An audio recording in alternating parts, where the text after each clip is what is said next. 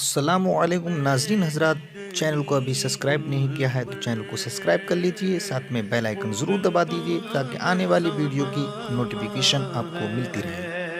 بے شک وہ لوگ جو صاحب ایمان ہیں اور عمل کیا، جنہوں نے اور نماز قائم کی، زکوٰۃ دی، اللہ فرماتا ہے ان کے لیے اجر ہے اور انہیں نہ کوئی اندیشہ نہ کوئی غم۔ اللہ اکبر!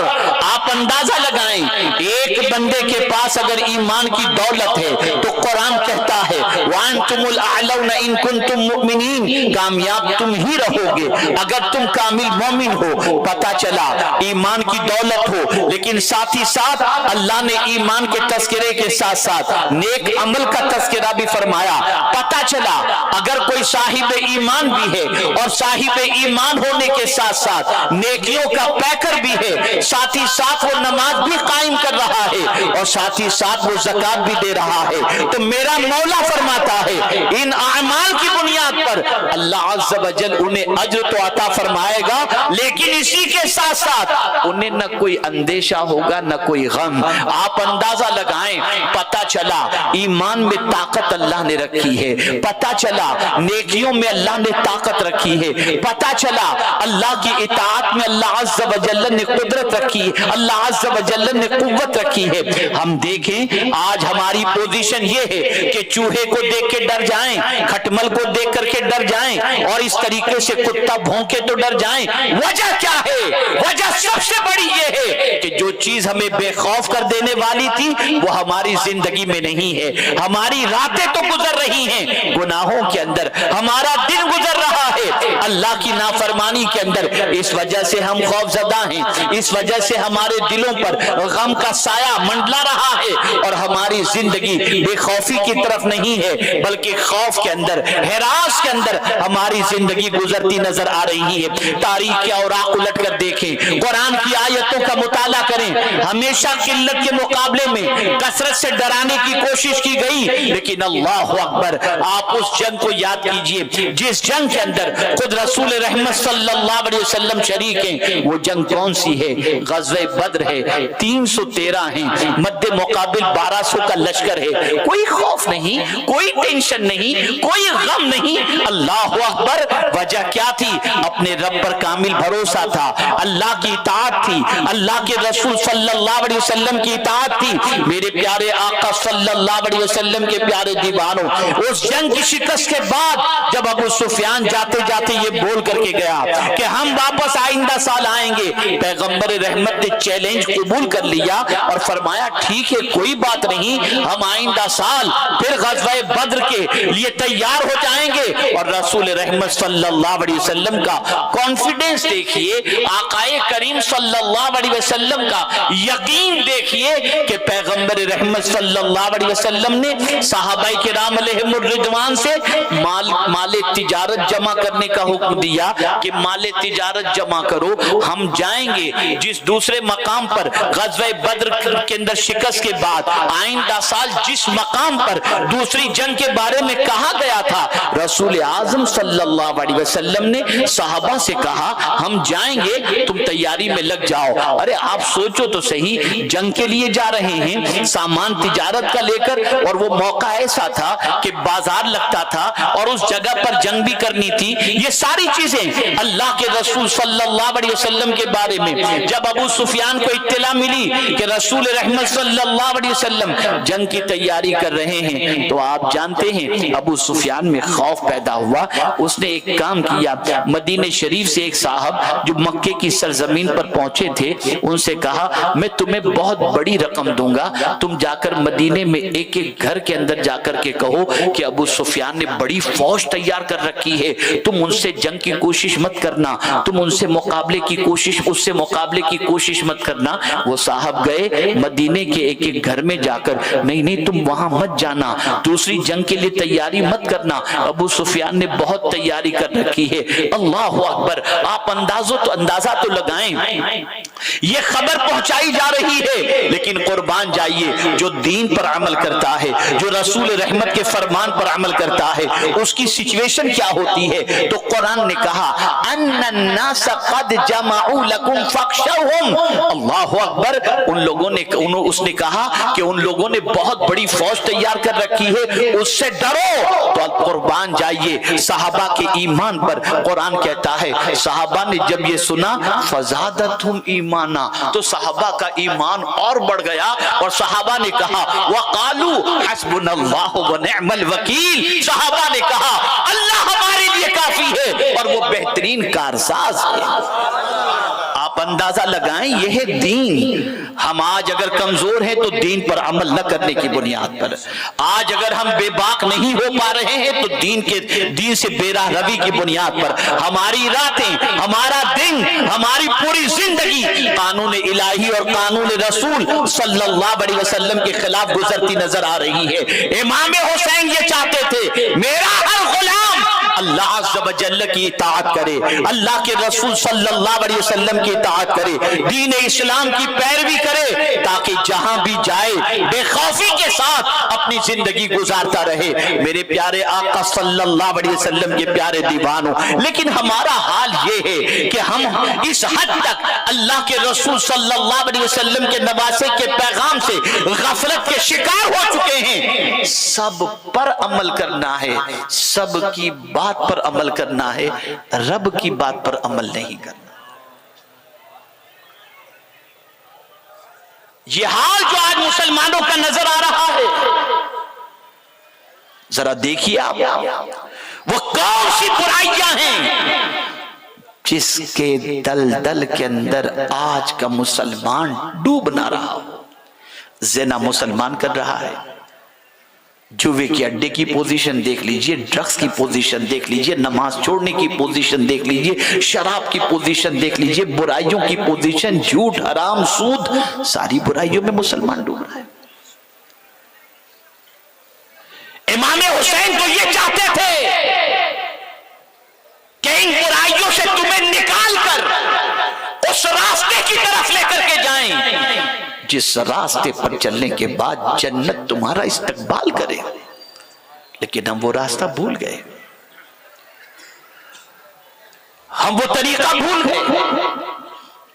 تو اے رسول رحمت صلی اللہ علیہ وسلم کے دیوانوں، امام حسین کے پاس کربلا کے اندر فوج بڑی نہیں تھی، اسلحے نہیں تھے، لیکن خوف نہیں تھا، ڈر نہیں تھا، دشمن دبا نہ سکا، بات منوا نہ سکا، بے خوف اس لیے تھے کہ اللہ کے دین پر وہ عمل کر رہے تھے۔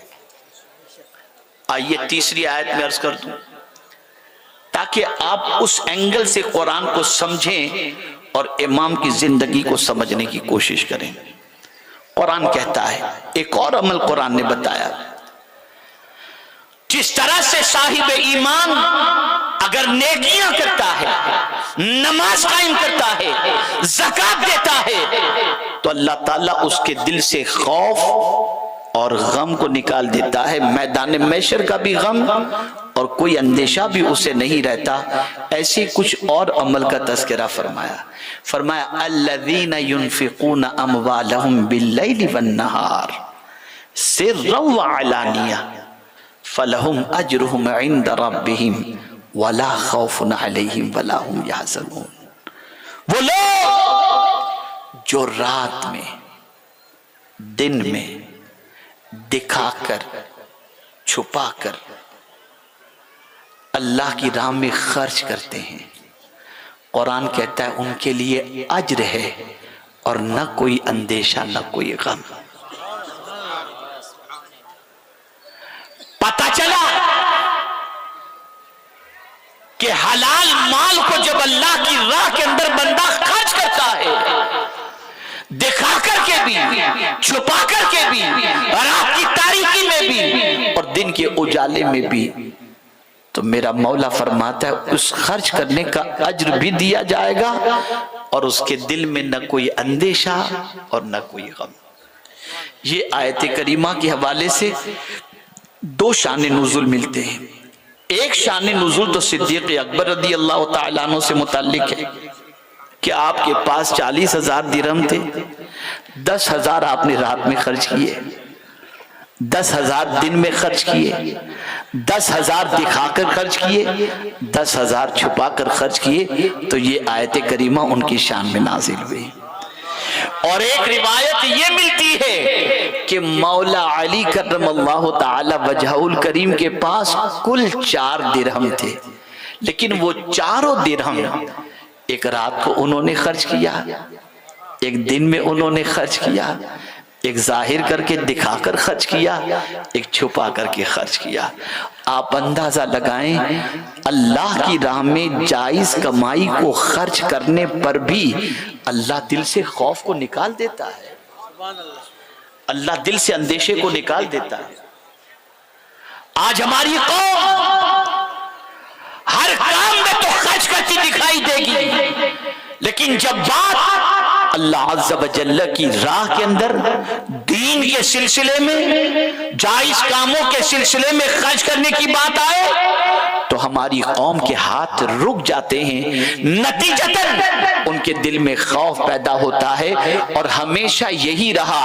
آپ دیکھیں، میں قرآن کی روشنی میں سمجھا دوں، جب کبھی آپ اچھے کاموں میں پیسہ خرچ کرنے کا ارادہ کریں گے تو شیطان کہے گا الشیطان یعدکم الفقر، شیطان کہے گا کیوں خرچ کرتے ہو بلا وجہ کے، تمہارا پیسہ کم ہو جائے گا، تمہارا پیسہ کم ہو جائے گا۔ لیکن یہی بندہ جب فضول خرچی کرنا چاہتا ہے، اسراف کرنا چاہتا ہے، ڈھول باجے تماشے میں خرچ کرنا چاہتا ہے، ناچ گانے میں خرچ کرنا چاہتا ہے، عیاشی میں خرچ کرنا چاہتا ہے، وہاں شیطان اسے روکتا نہیں ہے کہ تیرا پیسہ کم ہو جائے گا، لیکن جائز کاموں میں خرچ کرنے کا ارادہ کرتا ہے تو شیطان اس کے وسوسہ دلاتا ہے، اسے روکتا ہے، اسے کہتا ہے کہ مت خرچ کرنا ورنہ تیرا مال کم ہو جائے گا۔ لیکن اگر کوئی بندہ قرآن کی آیت پر عمل کر کے اپنی جائز کمائی کو اچھے کاموں میں خرچ کرتا ہے تو اللہ اس کے دل سے اندیشے کو بھی نکال دیتا ہے اور خوف کو بھی نکال دیتا ہے۔ تاجدار کربلا کی پرورش اسی طریقے کی ہوئی تھی کہ خود بھوکے رہ کر کے اوروں کو کھلایا کرتے تھے۔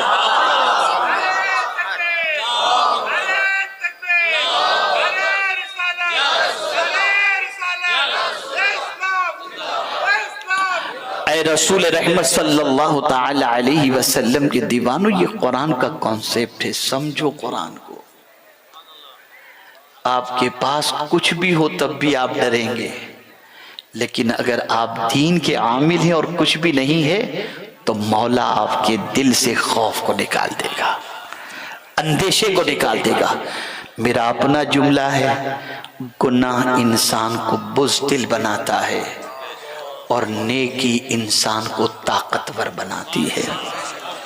نیکی کرنے والا ہمیشہ طاقتور رہتا ہے اور گناہ کرنے والا ہمیشہ بزدل ہو جاتا ہے، کمزور ہو جاتا ہے۔ اے رسول رحمت صلی اللہ تعالی علیہ وسلم کے دیوانوں، اب چوتھی آیت میں آپ کی سماعتوں کے حوالے کرتا ہوں تاکہ آپ اسے سنیں۔ مال خرچ کرنے کے بھی طریقے ہوتے ہیں۔ زیادہ تر انسان مال خرچ کرتا ہے تو مال کے خرچ کرنے کے ساتھ ساتھ کبھی ایسا بھی ہوتا ہے کہ جس کو دیا، چاہے وہ تحریک ہو، چاہے کوئی غریب ہو، چاہے مسجد کا معاملہ ہو، چاہے مصیبت زدہ ہو، تو وہ چاہتا ہے کہ اس پر اس کا احسان ہو اور وہ اس احسان کو یاد رکھے۔ ایسا شخص جو کسی پر احسان کر کے وہ چاہتا ہو کہ اس احسان کا بدلہ اسے ملے اور وہ پھر احسان جتائے بھی یا پھر کسی مجبور و بےکس کو دے کر اس کے دل کو دکھائے، تو اس کے دل سے خوف نہیں نکلے گا۔ کس کے دل سے خوف نکلے گا؟ اسے قرآن نے بتایا، الذین ينفقون اموالهم فی سبیل اللہ، وہ لوگ جنہوں نے اللہ کی راہ کے اندر خرچ کیا، اور پھر قرآن کہتا ہے کہ احسان بھی نہیں جتایا اور اذیت بھی نہیں پہنچایا۔ من ولا عذا ثم لا يتبعون من ولا عذا فلهم اجرهم عند ربهم ولا خوف علیہم ولا هم يحزنون. احسان کیا جتایا نہیں، احسان کبھی زندگی میں نہیں جتایا. تو کیا تھا؟ میں نے تجھے یہ کیا نہیں. ارے یہ مسجد نہ بنتی اگر میں پیسے نہ دیتا. فنش. ارے یہ ریکڑی چلا رہا تھا، یہ گاڑی چلا رہا تھا، یہ ہاتھ گاڑی چلا رہا تھا، آج اتنا بڑا بن کے بیٹھا ہے، میں نے زکات دی تب تو یہ دھندا کر سکا ہے. فنش. ثم لا يتبعهم منا ولا عذا. اگر تم نے اللہ کی رضا کے لیے دے دیا تو اس دینے کے بعد اگر تم نے احسان نہیں جتایا اور تم نے اس کا دل نہیں دکھایا تو گھبراؤ نہیں، تمہیں اس کا اجر بھی ملے گا اور اللہ تمہیں اندیشے اور غم سے پاک بھی فرما دے گا.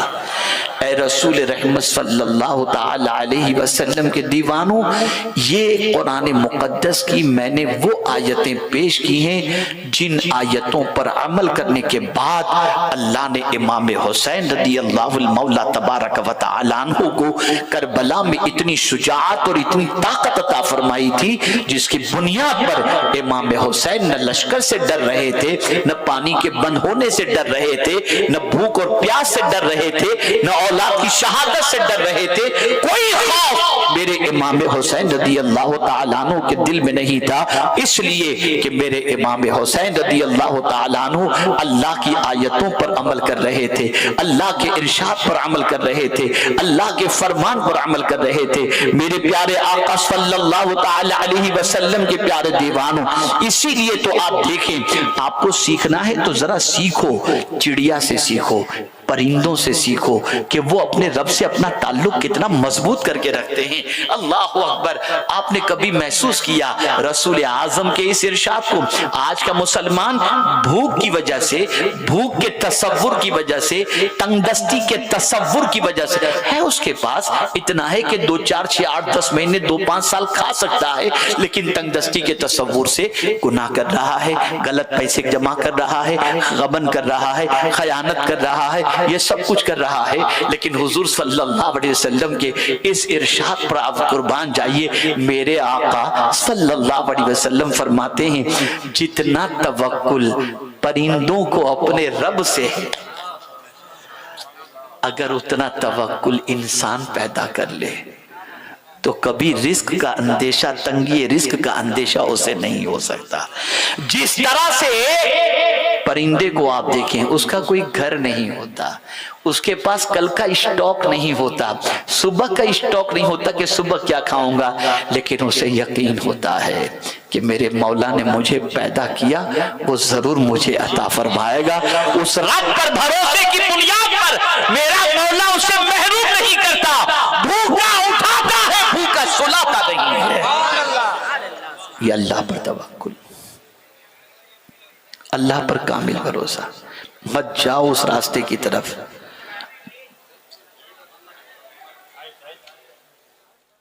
جو راستہ اللہ عز و جل اور اس کے رسول صلی اللہ تعالی علیہ وسلم کے ارشاد کے خلاف لے جائے. تو میرے پیارے آقا صلی اللہ تعالی علیہ وسلم کے پیارے دیوانوں، بتانے کا مقصد یہ ہے کہ آپ امام عالی مقام کی زندگی کو قرآن کی روشنی میں سمجھیں، رسول اعظم صلی اللہ علیہ وسلم کے ارشادات کی روشنی میں سمجھیں، تو انشاءاللہ آپ کی زندگی بھی سنور جائے گی اور آپ کی آخرت بھی سنور جائے گی. اللہ رب العزت جل جلالہ آقا کریم رؤوف الرحیم علیہ التحیۃ والتسلیم کے صدقہ و توفیل ہم سب کو تاجدار کربلا کے نقش قدم پر چلنے کی توفیق نصیب فرمائے، اور پروردگار دین اسلام پر استقامت نصیب فرمائے، اور پروردگار ہر ان اچھے کاموں کو کرنے کی توفیق نصیب فرمائے جن کاموں سے اللہ کی خوشی حاصل ہو جاتی